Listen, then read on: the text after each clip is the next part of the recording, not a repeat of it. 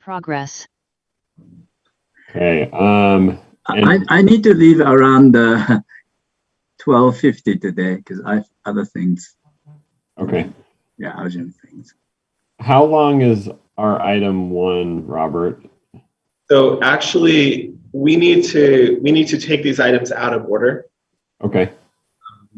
The BYU class actually doesn't start until about 12:30. So if we start with item 2 now, that will help us get through the memo and everything like that, hopefully for them ready to start around 12:30ish. And then we can jump back to item 2 when they're finished, but might as well utilize our time well. Okay. So, Dr. Saito, we'll start with item 2 and we'll make sure to get your thoughts before you have to jump out.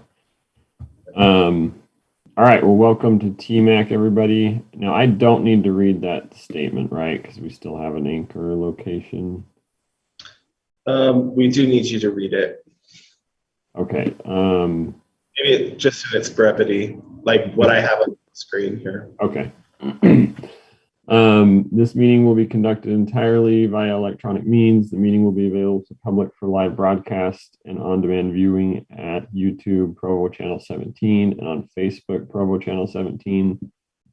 If you do not have access to the internet, you can join and listen to the meeting via telephone following the instructions below. There will be an in-person option with limited seating at the anchor location of the Community and Neighborhood Development Services Conference Room. Perfect. All right, we'll do quick intros for anyone watching. I'm Clancy Black, TMAC Chair. We've got Joy McMurray, Vice Chair with us. Welcome, Joy. Mitsu Saito, TMAC member. David Arnold, TMAC member. And scrolling, Jim Hamela, TMAC member. And welcome also to David Harding, our council representative. Good to see you, Dave. And then welcome also to staff joining us. So yeah, let's dive right into item 2. And a few, I know we all probably have some thoughts. I didn't read the emails from Laurie and you, Robert, yet. Kind of looking at that right now. So Laurie's email was really good. Yeah. Let me go ahead and share the. This is the project list. So she had 3 suggestions. Her first one was to cluster items that would logically go together. For example, number 14 on line 9 would be a natural element of number 33 or line 6 on this. Yeah, that instead of realign, huh? Yeah, so she's suggesting maybe regrouping or grouping like items together would be more manageable. I really like her second and third suggestions where she's talking about creating visual cues like color or font changes to signal items that might be contradictory to something that is rated more highly in the list. Mm-hmm. And then I really like her number 3 to rank the top 10 as a group and then rank the remaining items like 1 to 5 years, 5-year plus timelines. So it doesn't look so much like a punch list. Like we put a lot of thought into how this would actually, be presented to the council and then go forward from there. But yeah. So I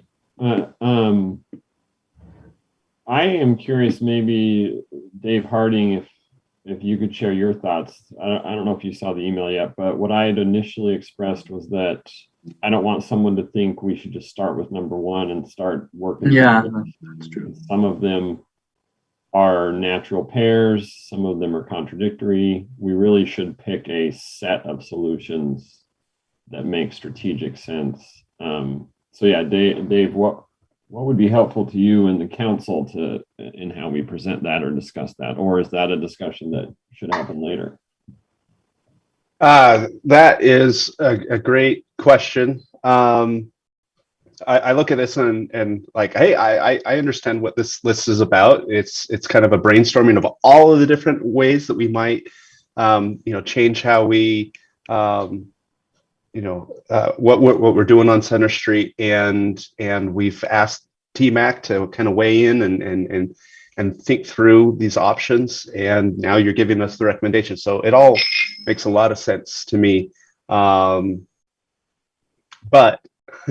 I'm not going to be on the council for much longer, and so I do think when we're publishing stuff to the public, I think that is a nuance that needs to be communicated, and I hope that even among the council members that we can make sure that aspect is very well understood.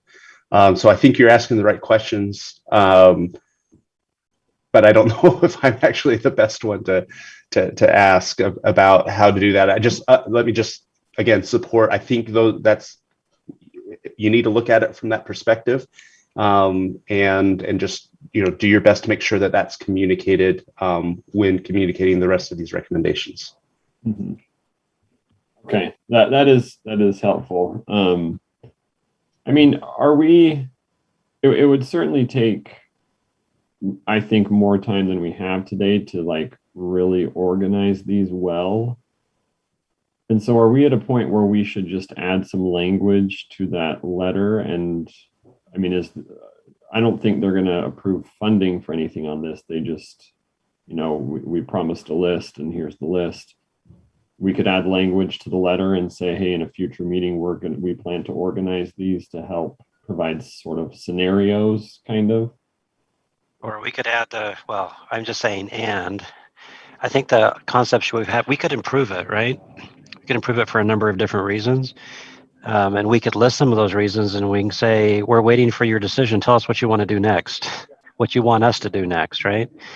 We could respond back, give them this list and say, here's some things that we could do next. Do you want us to do those? And let them ask for it. Trying to anticipate what the council wants from us. Yeah, I kind of like that. Maybe putting you and your idea and my idea together, we say, we feel like a best next step would be to organize these, et cetera, what would be most helpful to you? Yeah, we don't see it as a punch list. There's the contradictions. We can just say all those things that the different committee members have said in the email chain, put that in the memo. Because I'm not sure it's in our interest to delay getting this to the council. Agreed, yeah. I think we should get it to the council, ask for their feedback, and then do more work if they ask us to. Mm-hmm. Yeah. I think a couple of things we could possibly put in the memo. One is to just state really clearly, we don't necessarily recommend everything on this list, right? We were asked to rank them all. Definitely. We ranked them all, but we're not recommending that everything on this list can or should happen. It's also worth noting that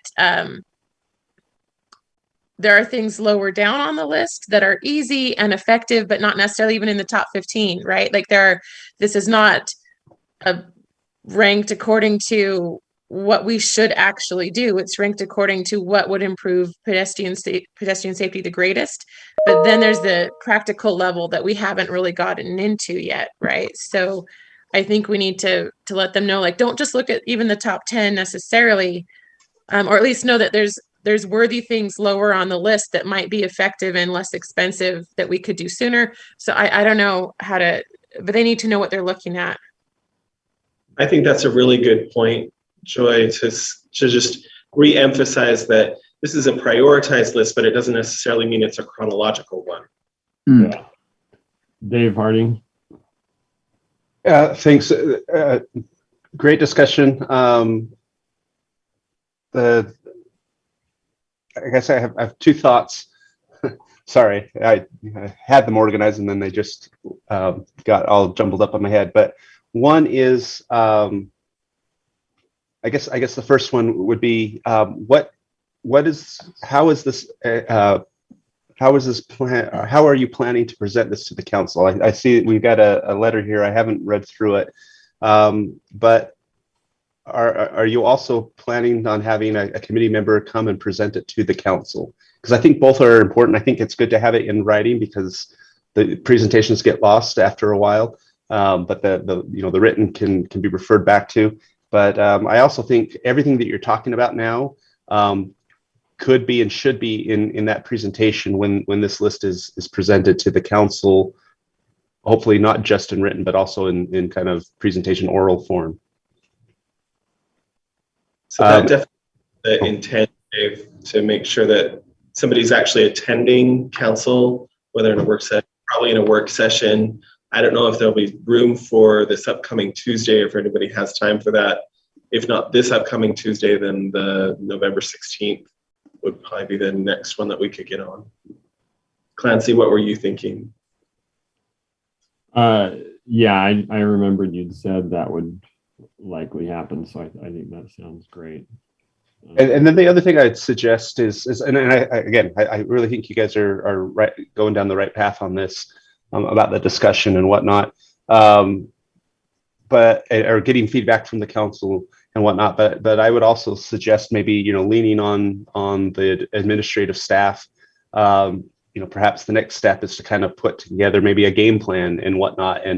And I think we've got a lot of professionals there that can put a plan together and then bring it to TMAC and say, okay, this is based on your feedback and your ranking, we think this may be the best plan going forward. And then get the feedback from TMAC on that, and then that gets presented to the council. I don't think necessarily that the TMAC itself has to come up with the plans of action based on this. I think this fulfills what was asked of TMAC, and then relying on staff to do what staff does. But at least as a council member, I would still love to see a TMAC recommendation on whatever plan staff comes up with. So are you suggesting the next step? So I'm reading between the lines. You're trying to figure out what's useful to the council. How can they act on this, right? What's actionable for them? And what you're saying is we should probably work with staff in the next month or 2 months, whatever it takes, for them to more fully develop a presentation to the city council. We look at that, we say we're in agreement with that, and then that gets presented. So what I was saying is I think this should be presented as you've developed it, with some explanation. Here's our ranking of different options, but here are all the caveats. You can't do it all. They're not all, would work together, and see, get the feedback from the council. But I think the council is going to say, wow, this is a really great, list. But what's the next step? And maybe the next step after that presentation is staff puts together a proposal, and that gets after that proposal is put together, and maybe it's into next year or whatever. But once that gets together, it gets put together, TMAC comes back and says, gives them feedback. Oh, hey, have you thought about this? Or whatever, makes a recommendation, and then that gets to the council.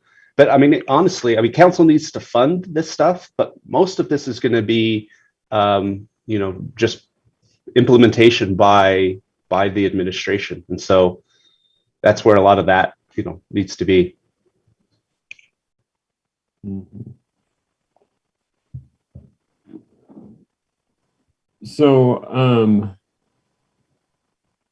I think we can adjust some text here to express what we've talked about, and then council might ask staff to do it, council might ask us to do it, or staff does it and we review, something like that. Am I understanding what you're kind of saying correctly there, Dave?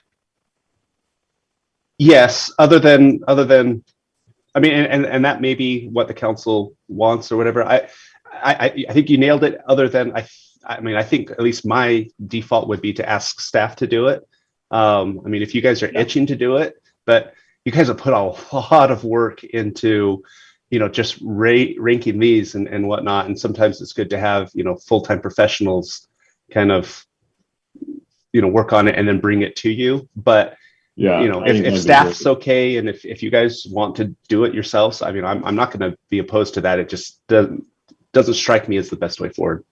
Yeah, no, that makes sense to me. But it sounds to me like it's kind of would be helpful if Clancy represented us and went in and presented our list and said, we recommend this is the next step, that we go back and work with staff, work with the administration, and come back with the plan. But we want your feedback before we do that. Is that what you want us to do?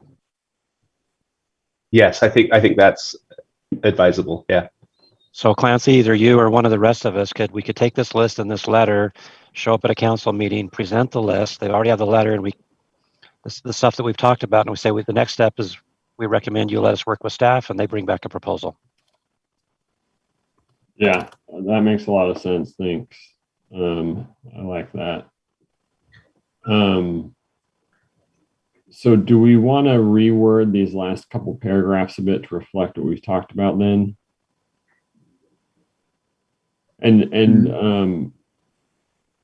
So yeah, we need to do that. But before we dive into some rewording here, did anyone else have comments or feedback on the list or anything that we should discuss first? The only thing on the list that caught me funny was it rated high, but none of us thought it was very practical, and that was the pedestrian walkway in the middle of the street. Mm-hmm. I mean, I was in the conversations. It solves a problem, but it didn't seem to be very practical, and so it ranks high on the list, but it just doesn't seem to even.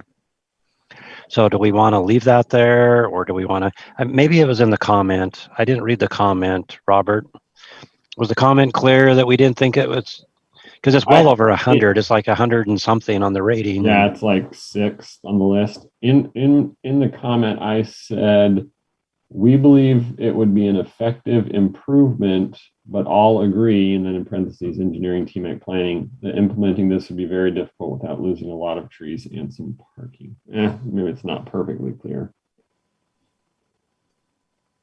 And I think that's, oh, go ahead, Joy. Which line are we talking about on there? Row 8. Row 8. Yeah. So can you scroll right, Robert, and we can see the comment I typed up? This one. Yeah. So I mean, I wouldn't mind rewording this to, we believe it would be an effective improvement. However, there are significant challenges and possibly significant drawbacks, such as losing trees and parking.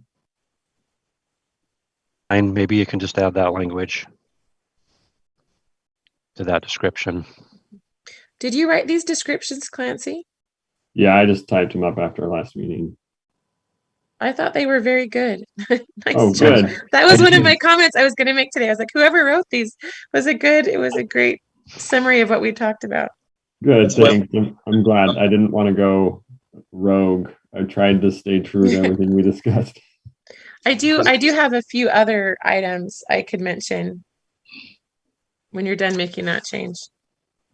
Are you going to type some changes now, Robert, or just deal with them later? I think we'll take notes now. Melissa's taking notes feverishly, then we'll update everything after you chatted. Okay. Go ahead then, Joy. What other? Okay. I think a couple of cosmetic things on that. Can you keep that list up, Robert? Sorry. Yeah. One is just, we have the first column with the rankings in it, I think, right? The very first column has the numbers in order. Well, that is actually just the order we reviewed them in, just because it was easy to look at it that way sometimes. So I don't. This column right here, Joy. Yeah. Do we need that column? Because they don't have our original list. I don't know that would be helpful to the council. Yeah, we could probably get rid of that column now. You're right. Or you could replace it with a ranking order, but the ranking is obvious because of the left-hand side. If you have to just subtract one, but I don't know that we need list order for the council. That might just confuse them. You can hide it. Yeah, whatever. Because they might mistake this is the ranking. Yeah. I don't want any confusion there for the council. Because Dave Harding has been looking at this with us for months, but they'll be looking at this for the first time. So I don't know if we need that column. Also on line 2, or at least on mine, it was line 2, but now the numbers don't seem to match up as well. Where we were talking about the entry arch, for some reason, I thought your description says it's on the east end. I thought this whole time that the entry arch would be on the west end of Center Street. Yeah. So I was a little confused there, Clancy. Oh, yeah, that's a assumptions problem. Where are we building this entry arch? I think we should know which one we're talking about. I was thinking West End. 'Cause Yeah, that's I always assumed West End too. I Oh, don't know wow. why. Maybe because that's just so much traffic is coming from that Yeah. way. Yeah. It's the way to tell them. But and when they came in from downtown, I don't know. I guess I assumed he was saying west too, but maybe he wasn't. So I was thinking east simply because there's space there and no other feature that really tells you, hey, you're downtown now. Whereas on the west end, there's We'll the have the big new intersection and soon city to center. be the new building and stuff. I think we So- should just know which end we think we're building an arch on. That's important. and maybe we leave it open. My image was just practical considerations where due to buildings and traffic lights, it would be hard to fit an entry arch somewhere on the west end. How about if we just leave it open and they, as part of the project, they determine where it goes?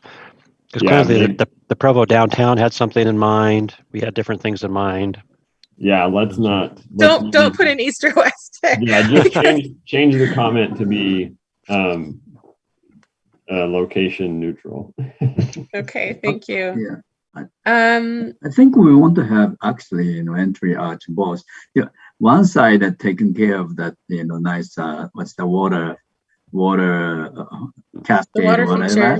Yeah, so that becomes kind of an entry arch. But east side also, I think, need. Yeah, we could do both, but that's what I was thinking. The city center and the water feature kind of provides it already. But yeah, let's and Dave Harding, I see what you said. Let's maybe say this could be on both ends or either in the comment when you edit those later. Okay. I had for lines 3 and 4. Again, if we were going through trying to combine things, that's a place we could say, do we need both of those or just one of those? If we were going through for council, those are similar. We maybe wouldn't need both of those. Right. Line 5, I felt like the description only matched half of the item. It was talking about, I think my numbers are off by 1. I don't know if I saw an older draft or something. I think so let's say line 6 there. Oh yeah, it doesn't cover the 200 East discussion. So you might want to just mention both there instead of 1. Yeah. Let's see. Line 9, can we go back to the statement of which of the item on line 9, Robert? Scroll left. Yeah, install protected. Do we not already have left turns on those routes? How is a protected left turn different than what we already have? It's just signal timing that favors the left turns. Okay. Better. Yeah. So I wasn't clear on what that meant. Okay. Let's go to line 17.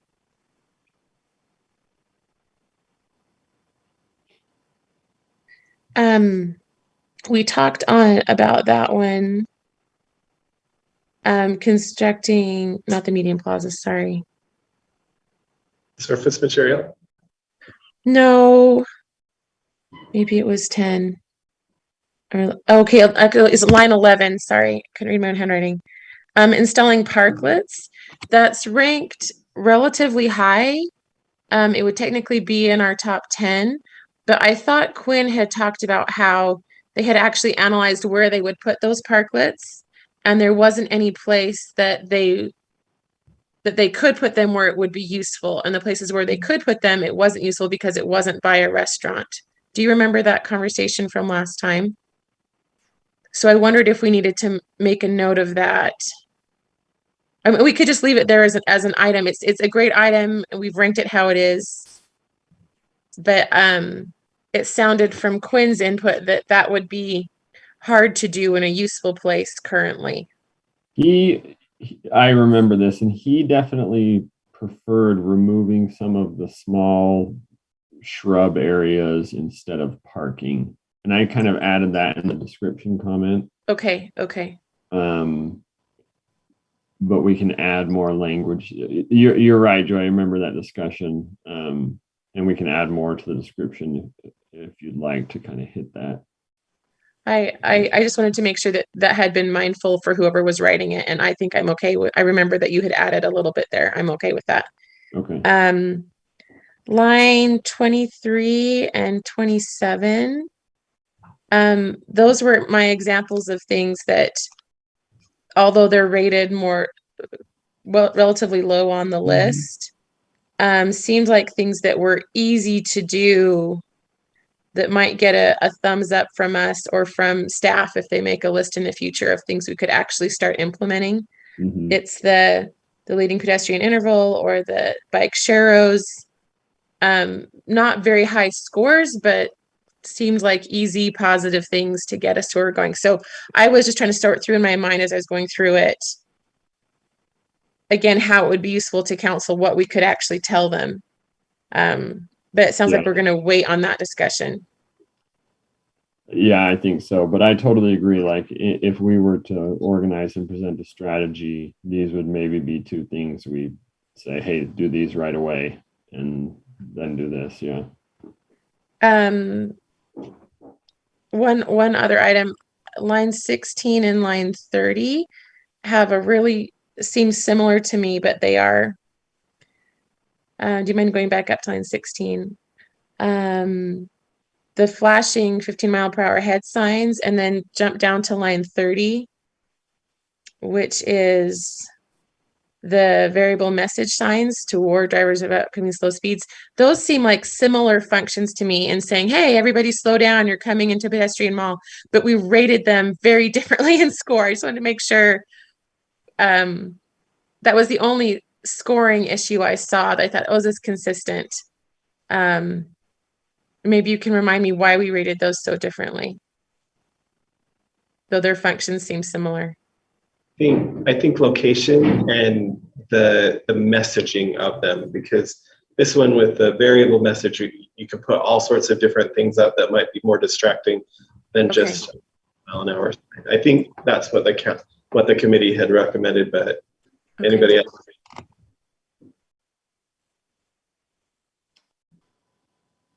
Yeah, that's a good question, Joy, and you may be right, Robert. I'm okay leaving them how they are, but it was just the only significant inconsistency I saw on the scoring as I went over it one last time. Yeah.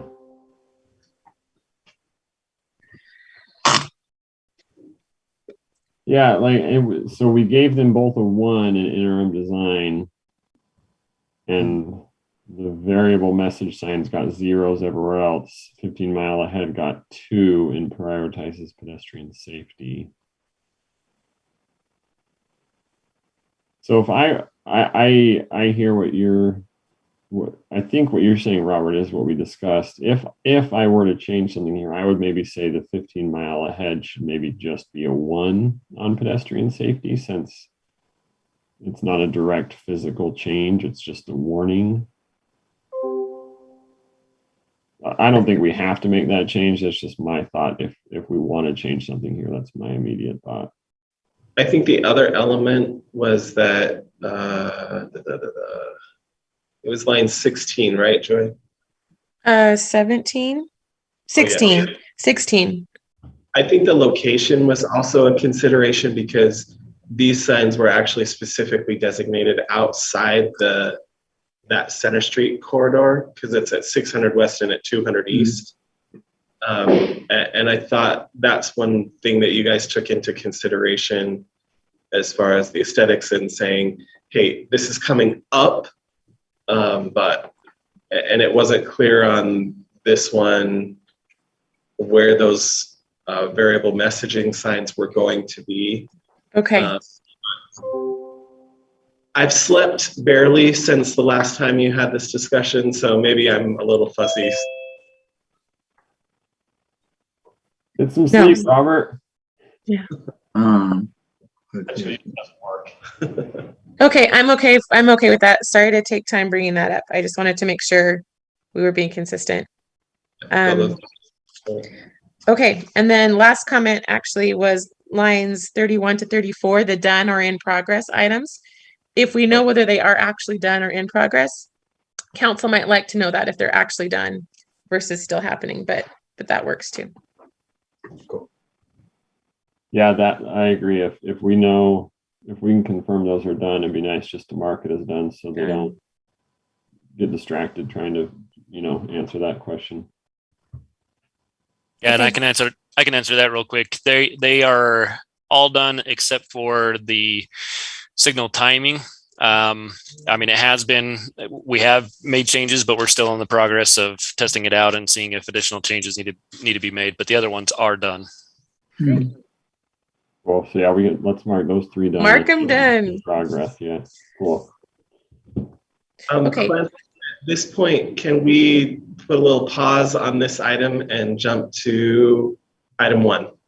Yeah, real quick, Mitsu, I know you're gonna have to leave. Do you have any after this presentation, and you'll be gone, we're just gonna adjust wording in that letter. Yeah, and look at them. So. Sorry, what was that? No, then I'll after you fix it, I'll look at them.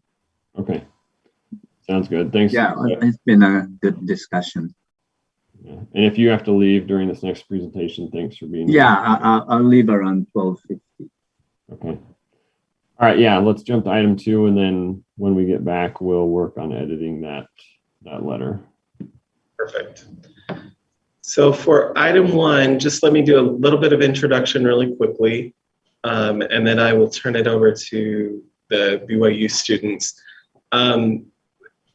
Every fall semester, Jamin Rowan, who is on here, has as part of his class the Provo City Lab class. And he's always been gracious enough to invite Provo City Planning to help with that class. This year, we've been working with the students about a Gateways project. And that's something that the council has allocated funding for. And so we wanted to kind of do a phase 1 of identifying what those gateways might be, and then kind of getting an understanding of what universal elements we'd want to be looking at, and maybe some of the individual elements that they're going to be working on. And so the BYU students are here today to kind of give you an update on what they're doing, and maybe where we go from here. So with that, I'm going to turn it over to Jamin and Thomas and the class. So.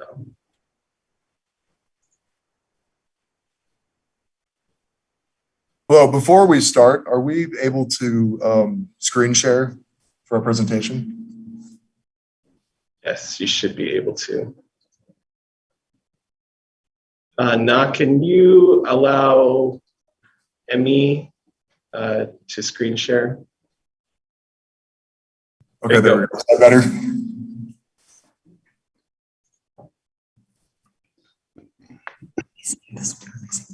Are you all able to see the presentation? Yeah. Okay, perfect. Are you seeing presenter view or the presentation? Slides we can see. Okay, Not perfect. the person. Great. This is a way of introduction. Again, my name is Thomas. I'm the project manager for our Provo City Lab class. And with me are a couple of more of the speakers that will be presenting with you today. We wanted to talk briefly just to establish Provo's identity again. So Provo is very good at managing and establishing an identity, with it being a college town and having close proximity to the mountains, the physical environment around it. It's a very attractive place for people to live in and to visit. And so because of that, it attracts more than just college students or commuters. And so there are many visitors from everywhere that come to see Provo. Because of that, there's a lot of entrances into Provo that people use. And so we wanted to identify 5 of the entrances or gateways that we have been focusing on our research in the City Lab class. In the green below, these are the 5 that we're looking at. We have Provo Canyon and University Avenue. Thomas, we might not be seeing the right thing. We just see the PowerPoint. Oh, really? What do you see right now? Just PowerPoint, as if you're editing a slideshow. Okay. Give us 1 second.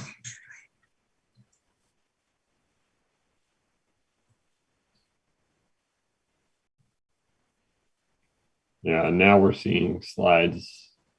Bigger. Presentation. Good. I think it's good now. Okay.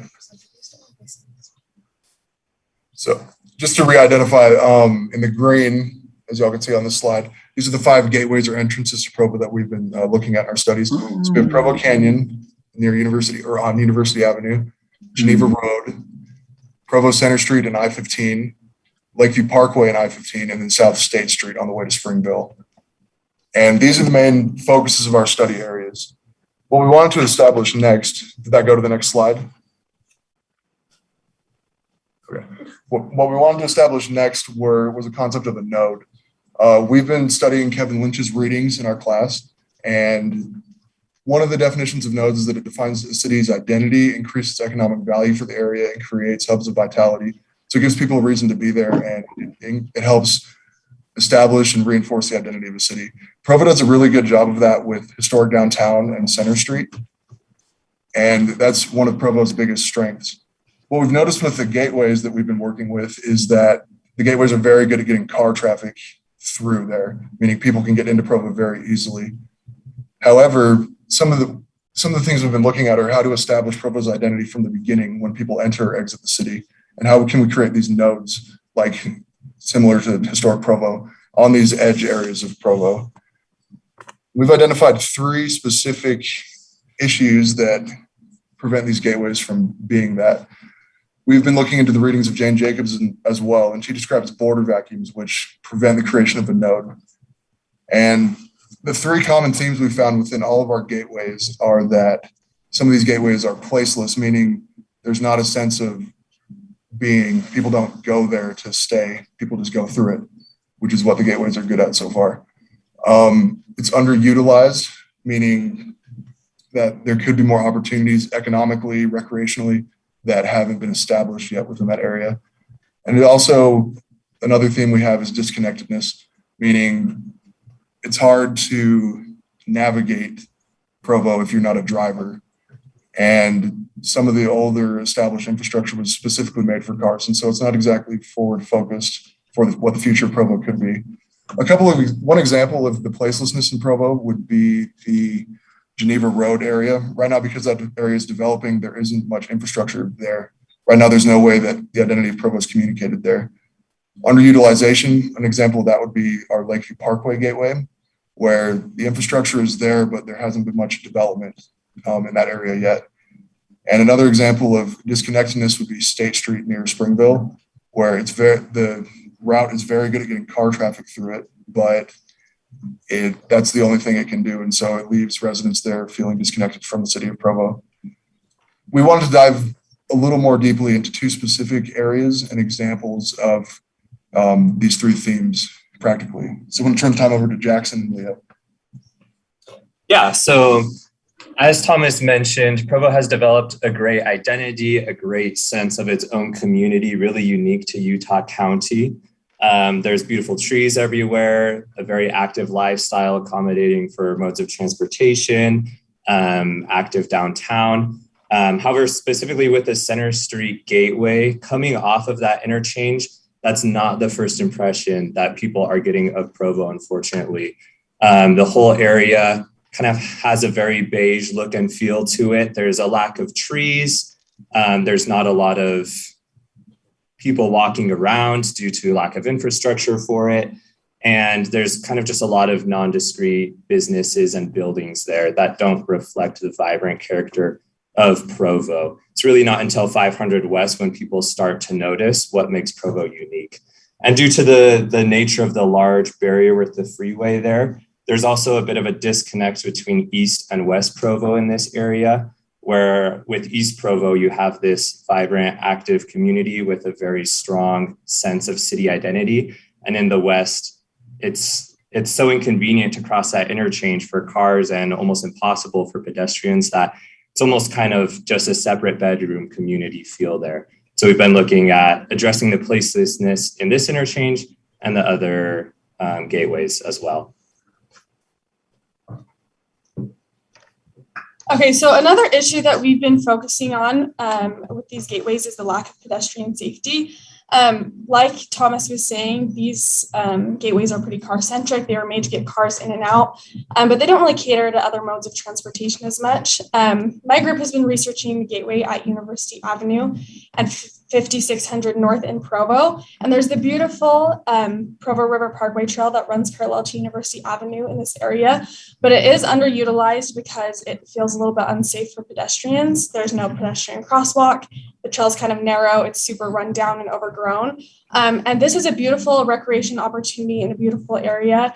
And it feels disconnected and underutilized because there's not proper safety for pedestrians in this area.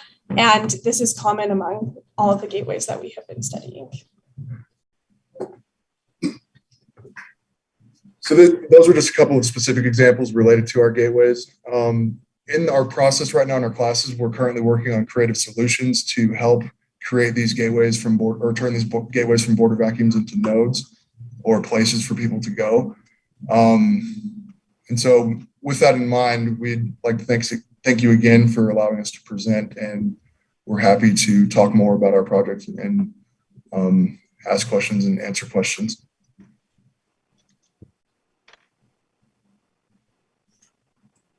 Let me just jump in really quickly and say thank you to the BYU students and maybe to the TMAC members. You can see that we're taking this project, we're thinking about more things than just aesthetics. Like aesthetically, a gateway should identify where you're coming into, but there are more elements that we want to incorporate into developing these gateway areas than just an aesthetic feeling of you're now in Provo. So yeah, we'd love to open it up to see, maybe get a little feedback from TMAC to see if this is kind of the right direction that we're going. Again, this is kind of a phase one. We would be able to provide all this information to our consultant group that would then take BYU's information and run with it. So any feedback? Robert, I have a question. Is this work being folded into the general plan work that is underway? And is that the consulting group that you're referring to?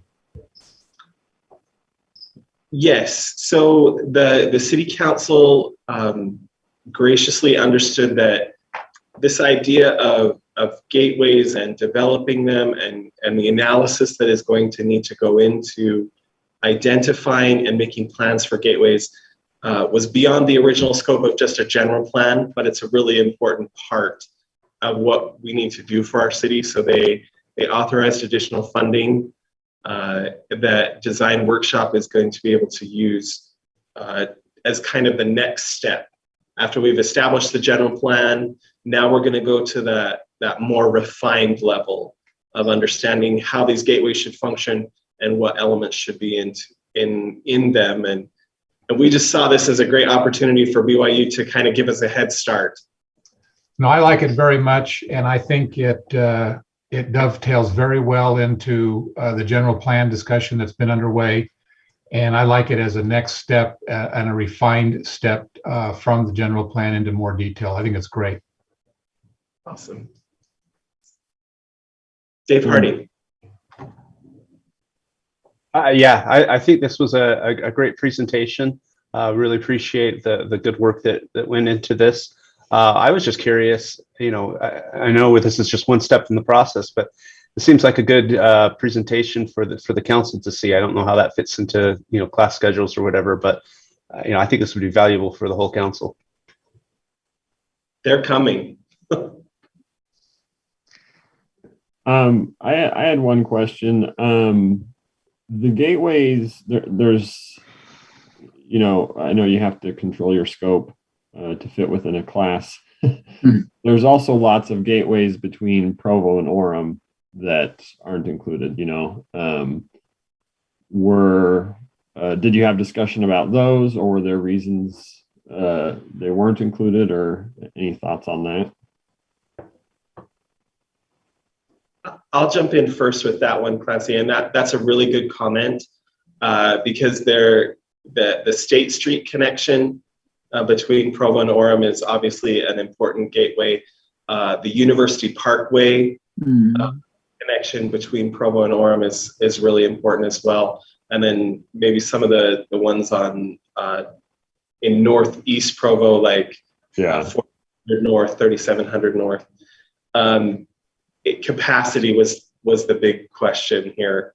We have a student group of about 20, and so it was tackleable to 5. Right. I completely understand, and that makes sense. Yeah. I have a question. All of the gateways that were identified are car gateways. We also have a front runner station, which we put a lot of effort into. I mean, I've always considered that a gateway into the city. We're trying to get pedestrian connection from that transit center into downtown and whatnot. Was that just not on the list that was given to you, kind of similar to Robert's point of view? Or because I would see that as a very important gateway into Provo. The gateways that were selected were traffic gateways. We have a primary rapid transit or public transit gateway into the city. Did you think about that or consider that, or is that a new idea? Robert, I can speak on that.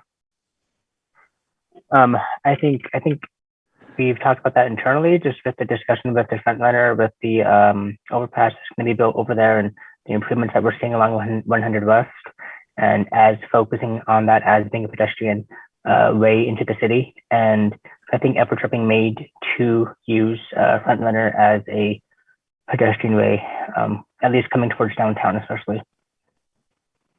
I think that's a really good comment, David, that making sure that we remember that front runner station really is an important gateway, and that's probably something that we will have our consultant further develop. So yeah, because if we're not careful, we abdicate our gateway to UTA, right? And it's right in the middle of Provo. My other you had a slide about the empty, let's see, it was the picture with the lady on it. Would you mind putting that slide back up again? Yes, we'll do that really quick. Yeah. I'm involved in building a camp. Again. There we go. So I really understand that particular thing. I mean, these auto entrances, they're kind of placeless, they're underutilized and disconnected. I agree with that, and I see that. But they are what they are. I'm building a campus, or my company, we're building a campus in Springville, and it's patterned after a small town. And we have a number of entrances into the 72-acre parcel. And we are currently looking at how do we create gateway, what's the entrance experience at all those different locations. And we're treating them all differently. We're not trying to create uniform gateway experiences in all of them. One of them is more of a rural feel. One of them is more the front door. There's these side doors. And we want those entrances to take on the character of approaching from that direction. So we have one direction that's more rural, and we want the feeling to be more like you see a national park so many miles down the road. Or if any of you remember the Burma Shave advertisements, there would be these progressive Burma Shave. If you look it up, it was an old advertisement campaign. It'd be signs that you would see if you're approaching a rural town from the edge. There would be these, today we'd call them billboards, but they weren't that big, that would begin to introduce you to that town in a fun way. And it was usually done by the businesses there. And so like when you come from Springville into Provo, it has a much different character than coming off the freeway. And so if we just put a great big sign that says, welcome to Provo or whatever, a gateway, it feels out of place because it doesn't match the character of that entrance. And so if we have to go and change all of these gateways and do development to make them fit some urban planning thing, that there's pedestrians and everything, that'll take decades, a century, I don't know how long. But if you could find a way in your to to actually take the character of those places. And if it's cars coming in, okay, right now it's cars coming in. How do we use what's there to still say, because it's not like I'm embarrassed of the Springville entrance into Provo, right?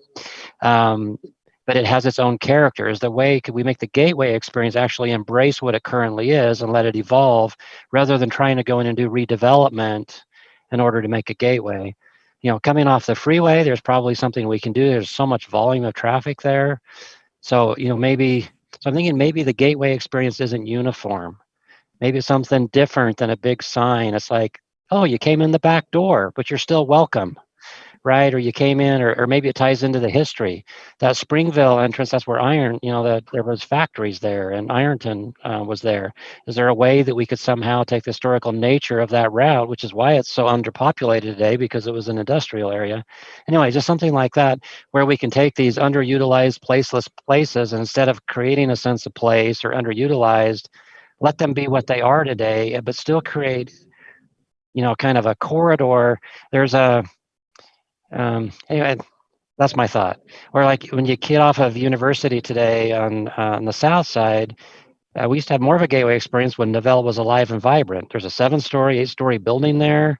There's a campus. That campus is struggling right now. But again, it is what it is. How do we embrace those different entrances and let those gateways reflect not make Provo be uniform, but allow the diversity of our community to be present at those gateways? So something for you to think about. I think she's, what's her name? Jane Jacobs really captures the problem, but maybe you can find a way to let it be what it is and still be a gateway and feel right to this, feel right to us. Because Provo is not just an entrance to BYU or our large employers are BYU. It's the medical complex. We have some big employers, and then we have some large shopping areas like downtown, but there's a lot of other businesses and residents that live here, and we're welcoming everyone that's coming, even if it's my aunt or my uncle coming to see me, right? And they come in one of these, what do they see coming in that entrance? So Definitely. Thank you for saying that, David. I wanted to make one clarification, I guess, for the structure of our class. So it's a class of about 20 of us, and we're not all just planning together on the 5 gateways. We've been split into 5 individual teams. And so I think mostly this presentation is about what are the common themes we're finding, and then we split off into the teams as we get your feedback and figure out, okay, how do we take what you're saying and make each experience unique for these people? One example in particular, I'm in the Provo Canyon gateway area, and one of the strengths that place has already is that there's a gateway sign for pedestrians on the Provo River Parkway Trail.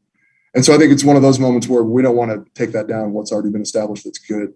So I think the structure of our class will help with meeting the concern that you had about that consideration. Okay, thanks. One question I had for the students is, what is your endpoint? What's your goal by the end of your class? What are you hoping to accomplish? And how will we know what you've done? Yeah, I can take that one actually. So we are hoping to present kind of all of our ideas in a cohesive packet, kind of, probably digitally, but sort of a summary of all of the things that we've discovered. And I guess in connection with what we were just discussing, our goal will be to kind of have these unifying themes that are our overall goals and kind of capture why do we need to even develop gateways? Why are we even looking at gateways in general? And then kind of discuss those and then go into more detail about each of the gateways and what we have discovered or would propose that would be good considerations. And then our understanding, at least, is that then those kind of packets will be given to the consultants who are coming in January. And so the hope will be that it will just give kind of a really good foundation and a kind of a close-up look on, a close-up look on what we have, what we've been working on, and give them an insight into yeah, an insight into those specifics that they might not get elsewhere, from just an overall glance through these gateways, that they kind of will be able to dive into the specifics of these things. Yeah, so we'll have some sort of document that we'll send out to everybody, and yeah, hopefully it's a building point, diving off point for the consultants. Thank you. I don't have anything to add, but that all sounds really good, and great job. Thanks for sharing. Thank you, guys. I think Damon has his hand up.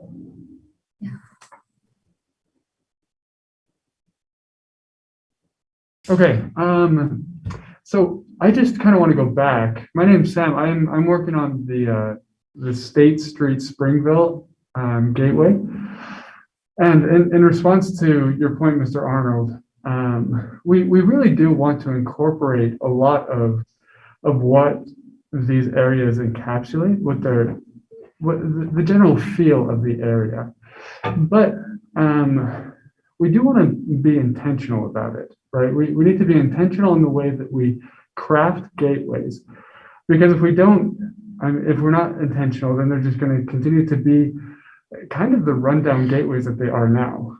The Springville gateway it's a great place for storage units and high speed limits, right? Which really is detrimental to the surrounding residents, and even, I mean, for the commuters, it's not a very good looking gateway, right? If you haven't looked at the Provo city boundary, you don't know when you enter Provo. And the idea is that we create an area where you now know that you're in Provo, even if it's just minimal, like putting up a welcome to Provo sign or landscaping, at least a little bit, right? I mean, having some grass instead of just the weeds and the shrubs. So the idea is to create an experience for people as they come through the gateways. And I think that's pretty common throughout all of the gateways. The idea is to create an experience. Okay. Any other comments for BYU students, TMAC members? We have a few questions for you guys if there aren't any other comments, just to kind of get some general feedback. We're ready to move to those quickly. I have one more comment briefly in response to the one that was just made. I love the idea of saying, hey, anywhere you enter Provo, you know it's Provo, it's beautiful, it's an experience, that's great.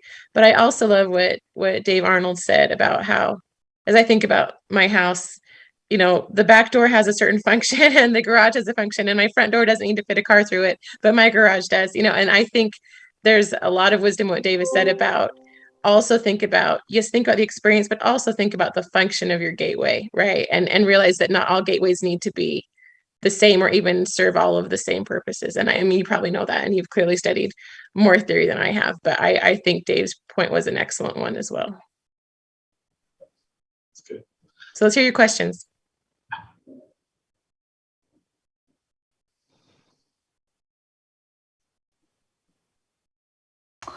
Okay, so we just have a couple of questions that we'd like to ask, and just open. We'd love to hear any insights from any of you.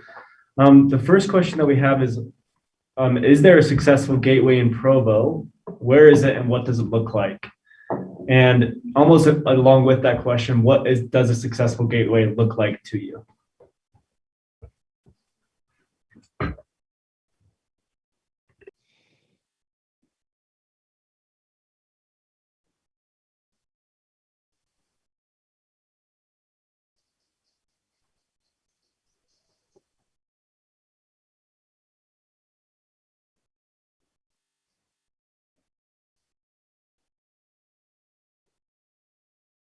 Everybody's silent. They're just thinking. Well, I think Provo as a city doesn't have gateways, but we have pieces in the city that have gateways. So just take the BYU campus. There's gateways at the BYU campus, right?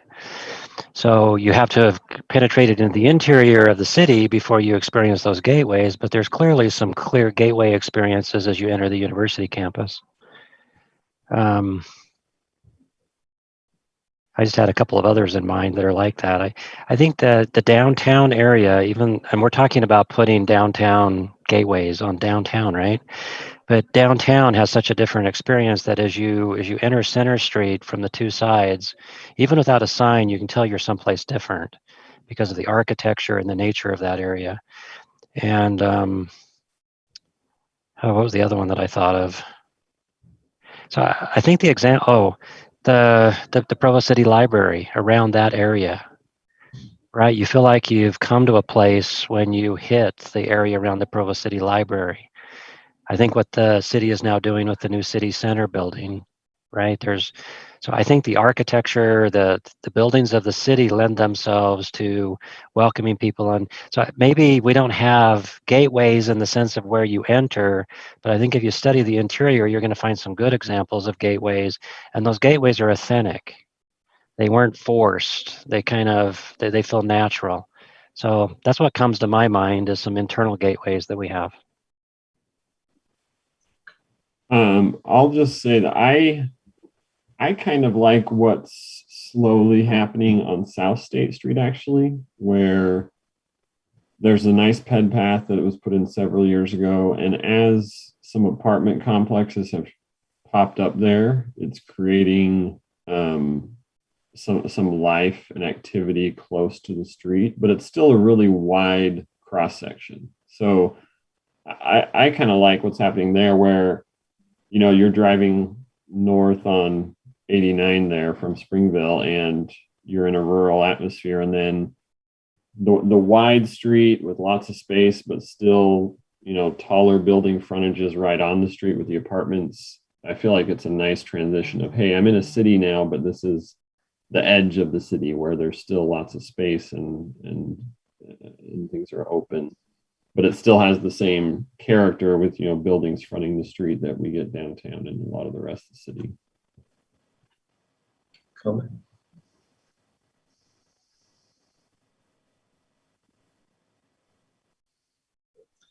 Let's go next question.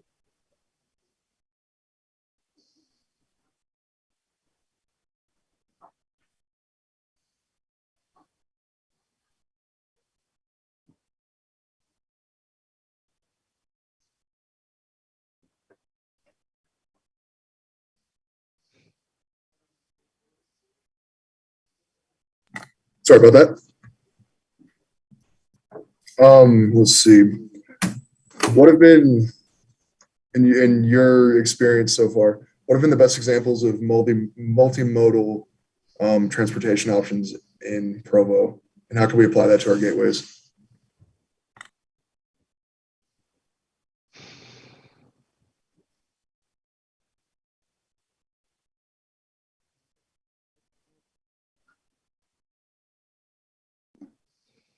I'll just throw out two. I mean, one, I think UVX and its connections to lots of places to walk or catch front runner is the obvious and easy example. And then I'll just stick with what I mentioned earlier, where South State, you know, it's a vehicle oriented area, but as we've developed nice walking paths there, it introduces comfortable alternative options as well.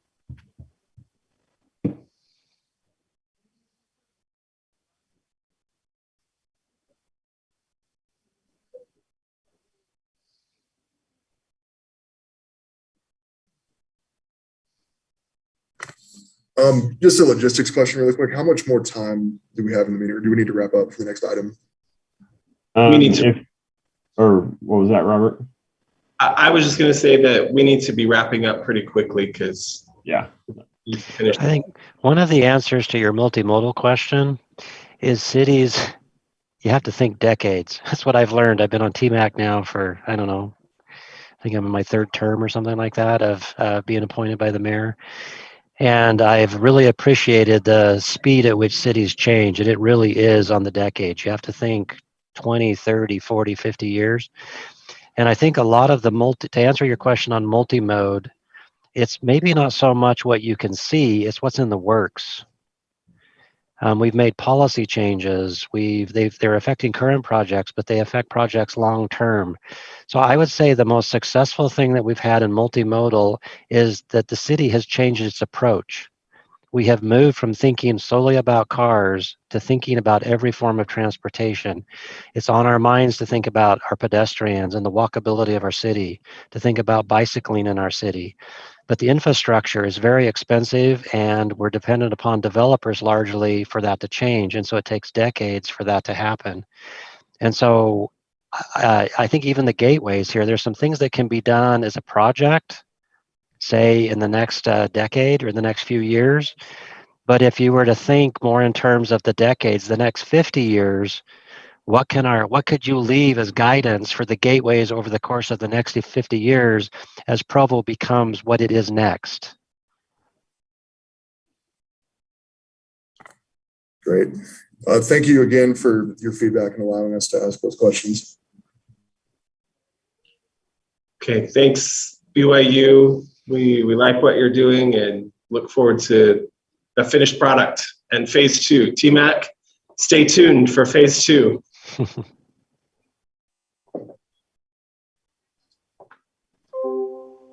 Okay, Clancy, we can jump back to the other item now.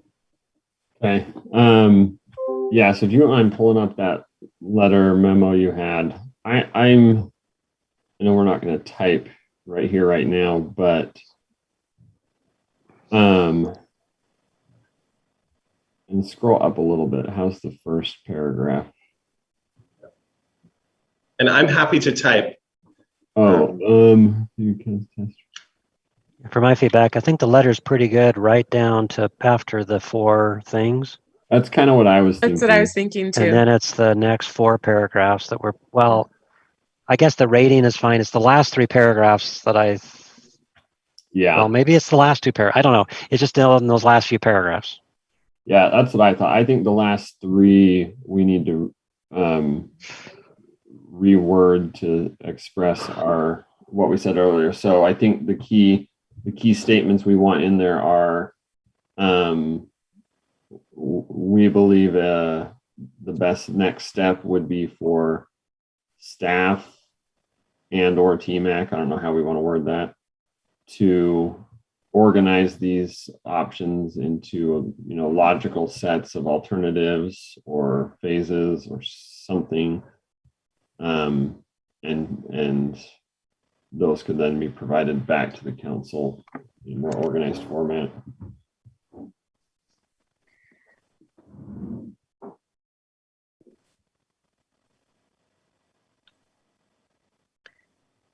I still think ideas. So oh, go ahead, Robert.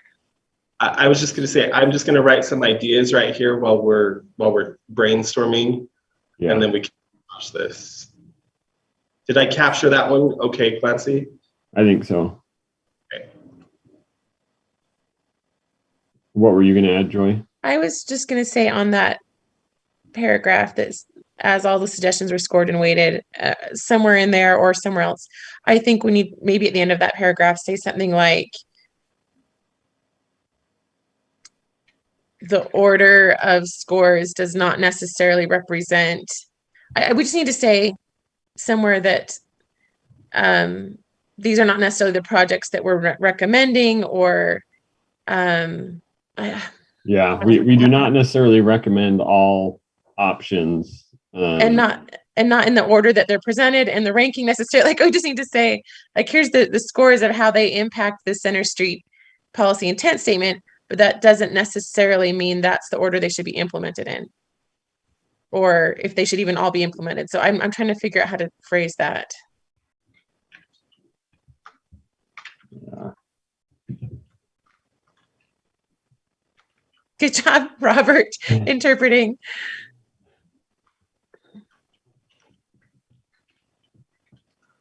I think another good paragraph would be, we're very open to the city councils. I mean, we're happy to take a next step, but we really would like your feedback so we can take that into account as we take the next step in giving you a proposal. So if for example, there's strong feelings about our rankings, we need to know that, or that's not going to go anywhere, right?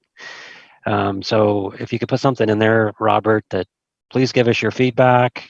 I mean, Dave Harding kind of indicated maybe there won't be much, maybe it's, yeah, just go back and bring us a proposal, but there might be some strong feedback there, and it'd be great if we could hear that and take that into account in our plans or into these proposals from staff and TMAC.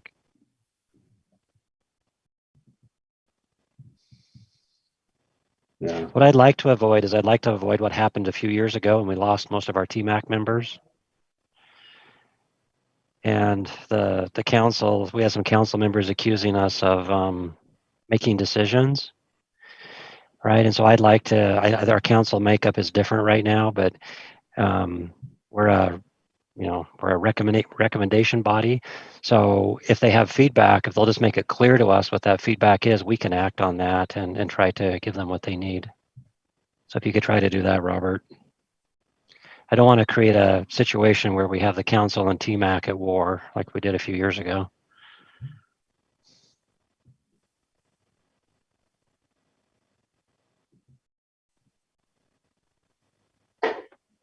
Okay. Other thoughts of things to include in this letter? Let's see. In your the next line, the second line that you highlighted there, or wherever it fits, just make sure it's clear that we don't necessarily recommend all of these projects be done, or however that can be worded or fit in. I just want to make sure that's clear. I like that, Clancy.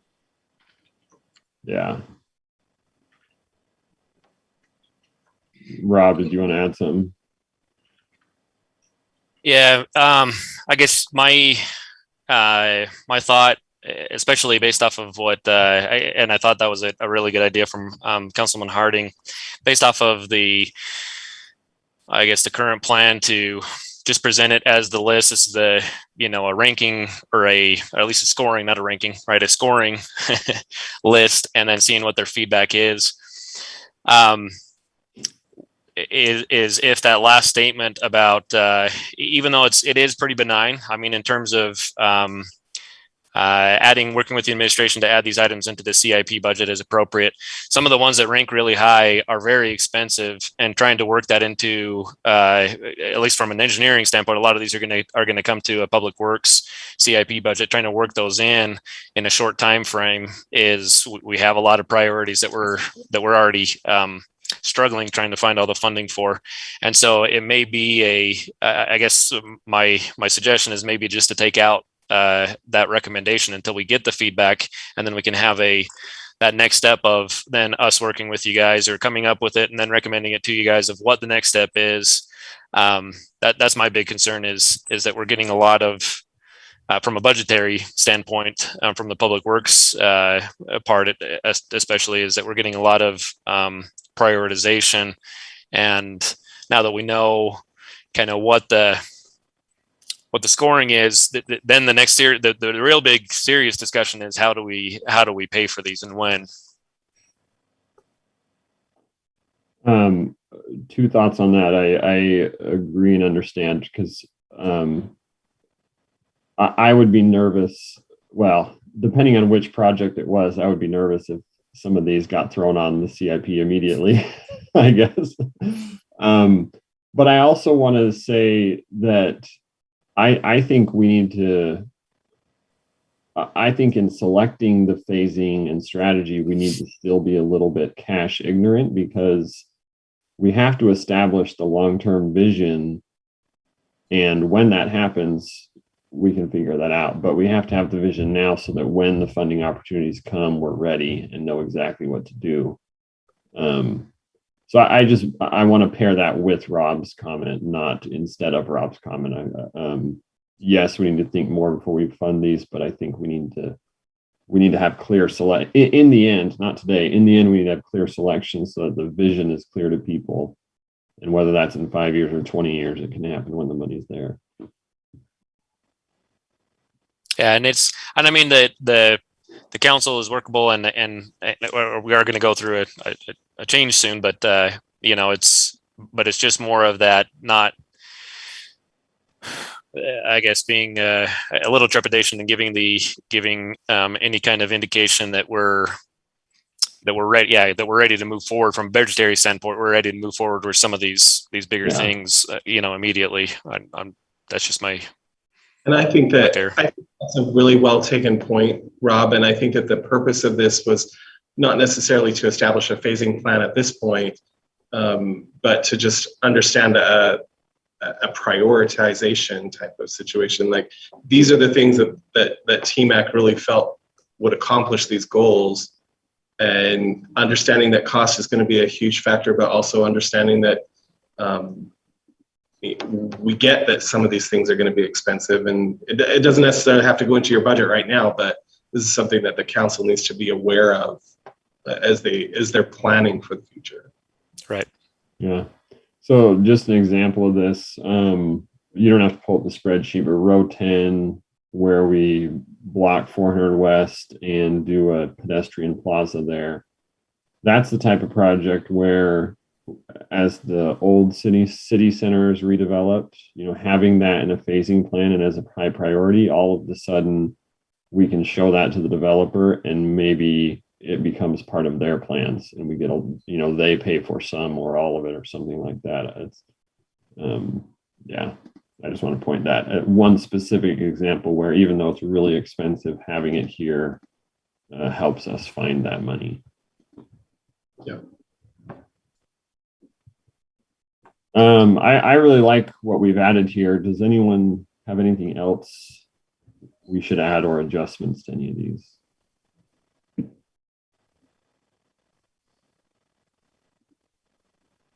Okay, do we need to vote on this, Robert?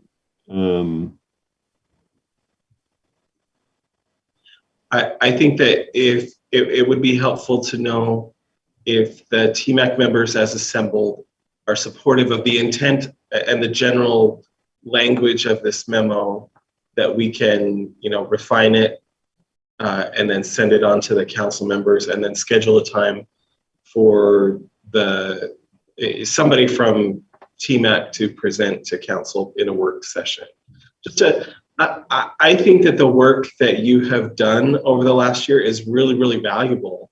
And I think, like Dave Harding said, that the council wants to understand that and kind of get that perspective of where you've come from to create this really important body of work, and then present that to them. So if you guys are all okay with it, and you can do a thumbs up, thumbs down type of thing, then we can finish this off and move forward. And I think it's pretty clear that Lori and Jim and Dr. Saito are all supportive of it as well. I feel like that's been pretty clear throughout the process. Yeah, I think so. Thanks, Joy. So yeah, I say you've got those thumbs ups, Robert, and so you or someone will work on editing this, and can we kind of have a final quick look before it does go to council, or what's our? Oh yeah, absolutely. We'll finalize this and send it out to everybody, and then if we don't hear from you, we're going to take that as a yes, you're okay with it. Okay. On presenting to council, if it is next Tuesday, I would need to do it remotely. I don't know if that's possible in their work meetings right now. It is, yeah. Okay. That other date you mentioned, I can't even remember it, but I'm November 16th is the other date, is the next council after next week. Yeah, that would definitely be fine. Okay. I will talk to council leadership as well, just to let them know that, hey, this is coming down the pipe. If they want to hear it next week, we'll be ready to go. If they want to hear it on the 16th, that will be fine too. And Clancy, I think you'll do a fabulous job presenting it, but if you want backup at some point, I can try to make myself available as vice chair to go with you and support whatever you need. Yeah, if you can, I think it'd be good for both of us to be there, Joy. So okay, I'll make sure to let you know if you're not on whatever notice gets sent out. Yeah. Okay. Well, thanks everybody. Great work on this, and we'll see how the next few weeks go. Okay. All right. Righty. Everyone. Have a good day. Take care.